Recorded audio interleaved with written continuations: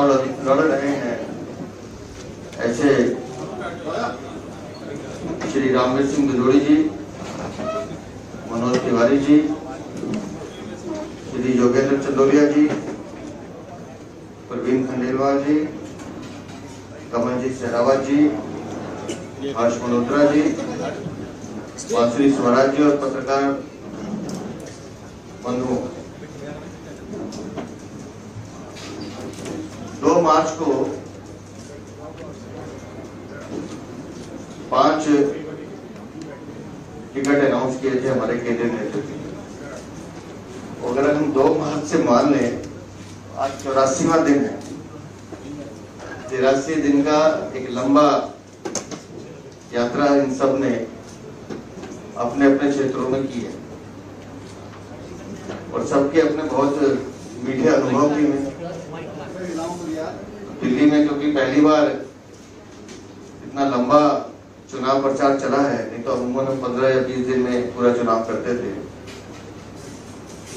तो पूरे विस्तार से जनता से मिलने का, जनता की समस्याओं को समझने का और उनके साथ इंटरेक्शन करने का हमारे सभी प्रत्याशियों को मौका मिला है।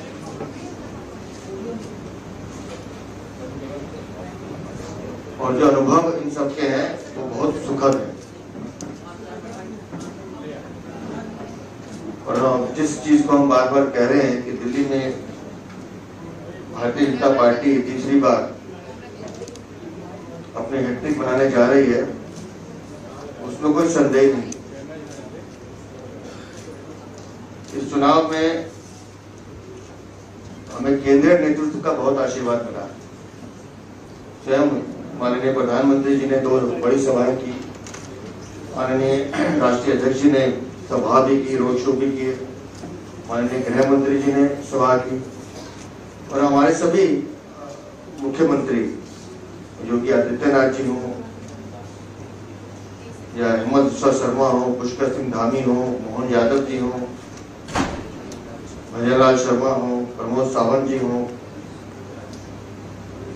दिव्या कुमारी जो उप मुख्यमंत्री हैं वो हो, प्रेमचंद बैरवा, देवेंद्र फडणवीस और राष्ट्रीय नेतृत्व में हमारे केंद्रीय मंत्री एस जयशंकर, माननीय राजनाथ सिंह जी, स्मृति ईरानी जी, नितिन गडकरी जी, पूर्व मुख्यमंत्री शिवराज सिंह चौहान जी, ऐसे अनेक केंद्रीय नेतृत्व हमारे मध्य आए और दिल्ली की जनता से रूबरू भी हुए और उन सबके भी अनुभव बहुत अच्छे हैं।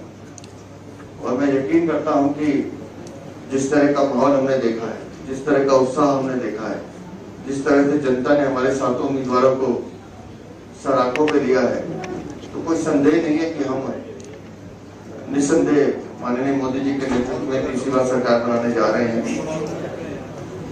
सभी कार्यकर्ताओं ने भी दमखम के साथ आज 84वां दिन है, लगातार मेहनत की और कल का जो पोलिंग का दिन है उसके लिए हम सब लोग तैयार हैं और सुबह 7 बजे से हम सब यहाँ अपना मतदान करेंगे। वहीं हम दिल्ली की जनता से ये अपील भी कर रहे हैं कि गर्मी ज्यादा है, उसको देखते हुए सब लोग अपना मत सुरक्षित करें, मत जरूर डालें। एक एक वोट जो है वो इस राष्ट्र का निर्माण करेगा, एक एक वोट विकसित भारत का निर्माण करेगा। वो पूरा दिल्ली जो है वो मतदान करे, क्योंकि अच्छा मतदान होगा तो वो लोकतंत्र के लिए बहुत शुभ संकेत है। तो हम तो चाहते हैं कि दिल्ली जितने भी बाकी शहरों में मतदान हो उसका रिकॉर्ड तोड़े और खूब मतदान करें। लेकिन कुछ जानकारियां मेरे पास आ रही हैं और वो मैं आपसे शेयर करना चाहता हूँ। चुनाव को प्रभावित करने के लिए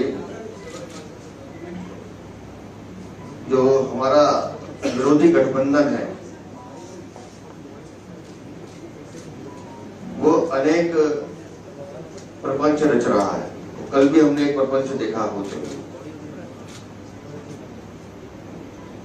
लेकिन जो मेरे पास जानकारी आ रही है और बड़ी पुख्ता जानकारी,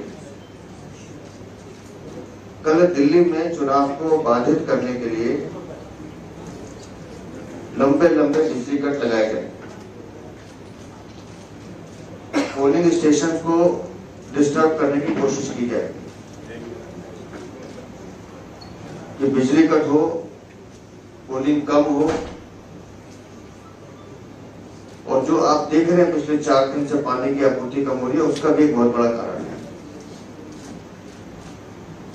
तो मैं चुनाव आयोग से ये निवेदन करता हूं कि पोलिंग सुनिश्चित हो, सही हो, और उसमें कोई व्यवधान पैदा ना हो। विशेष रूप से मैं बिजली की तरफ इशारा करता हूं, तो उसको चुनाव आयोग उस पर निगाह रखे। जो भी पावर डिस्कॉम से उनसे बात करें कि कल 100% बिजली की व्यवस्था सुचारू रहनी चाहिए। जानबूझकर व्यवधान पैदा करने की कोशिश की जा सकती है, ऐसा हमारा मानना है। तो दिल्ली का कल का 25 तारीख का चुनाव संपन्न हो, शांति से हो, सुचारू रूप से हो, और दिल्ली 100% मतदान करे, राष्ट्र निर्माण के लिए करे, ऐसा हमारा मानना है। और हम सभी दिल्ली वासियों से मैं व्यक्तिगत अपील करता हूं कि कल धूप होगी, अपने बुजुर्गों का ध्यान रखें, और नए वोटर्स जो है वो मतदान करें। सब बहनें माताएं घर से निकलें और एक वोट राष्ट्र को मजबूत करने के लिए अपना मतदान करें। बहुत बहुत धन्यवाद। और मैं चाहूंगा कि जो हमारे साथी मनोज जी से शुरू करते हैं, और सभी अपना अपना जो भी अनुभव इन 84 दिनों में आया है वो आपसे शेयर करें। मनोज जी। धन्यवाद हमारे प्रिय अध्यक्ष जी वीरेंद्र सचदेवा जी। बीच में हमें अपने सभी साथियों से मिलने का मौका मिला चुनाव के दौरान भी। कमलजीत के यहाँ कार्यक्रम में गए थे, तब इनको कहीं और कार्यक्रम में भेजा था हमने। तो पूरी दिल्ली और अपनी नॉर्थ ईस्ट दिल्ली, ये 84 दिन कैसे कटे, ऐसा लगा यूं चुटकी बजाए और चले गए। फिर ये और भी समय मिलता तो ज्यादा अच्छा होता। मैं इतना जरूर आप सबसे शेयर करना चाहता हूं कि थोड़ा लंबा समय मिलने से हम दिल्ली को ऐसी गली तक हम गए हैं जहां पहले कई बार इस प्रकार से जाना संभव नहीं हुआ था। और पूरी अपनी लोकसभा घूमने के बाद और अन्य दिल्ली भी घूमने के बाद इस बात का एहसास हुआ कि दिल्ली को किस प्रकार से पिछले 25 साल की कांग्रेस और आम आदमी पार्टी के शासन ने कितने जख्म दिए, कितने दर्द दिए। बहरहाल दिल्ली की जनता को, जो मतदाता भगवान है, उन लोगों को हम जितना भी धन्यवाद दें वो कम है, क्योंकि उनकी सारी साजिशों के बावजूद लोगों को अच्छी तरह पता है कि किसने वादा खिलाफी की, किसने वादे करके पूरे नहीं किए, और नरेंद्र मोदी जी ने कैसे विपरीत परिस्थिति में लोकल गवर्नमेंट ना होने के बावजूद किस प्रकार से उन्होंने मेट्रो का जाल बिछाया है, किस प्रकार से उन्होंने ट्रैफिक कंजेशन को दूर करने के लिए एक से एक नेशनल हाईवे बनाकर, प्रगति मैदान का टनल बनाकर, द्वारका एक्सप्रेस बनाकर, दिल्ली देहरादून मार्ग बनाकर, दिल्ली से मुंबई की दूरी को कम करके, दिल्ली से जयपुर की दूरी को कम करके, दिल्ली से मेरठ की दूरी को कम करके कैसा एक्सपेंड हुआ है दिल्ली कि अब दिल्ली में काम करने वाले लोग मेरठ रहते, अब दिल्ली में काम करने वाले लोग गाजियाबाद रहते, और वो इस बात को कहते हैं कि वहां का जो सिस्टम है वो हमें रहने में बहुत सुख दे रहा है और काम यहाँ कर रहे हैं। तो जो विश्वास अभी मैं गलियों में देख रहा हूं मोदी जी के लिए, वो लाख कोई साजिश किया हो बिजली काट के, और लाख कोई साजिश किया हो पानी का जल जमाव करके, लाख कोई साजिश किया हो कि गंदे पानी परोस करके, नरेंद्र मोदी जी के प्रति जो विश्वास हमने देखा है वो अद्भुत है। लोगों में ये पूरी तरह रचा बसा हुआ है कि ये चुनाव देश हित का है। मैं चाय की दुकान पे बैठा, एक मीडिया के लोग हमें ले गए और अचानक ही ले गए वीरेंद्र जी।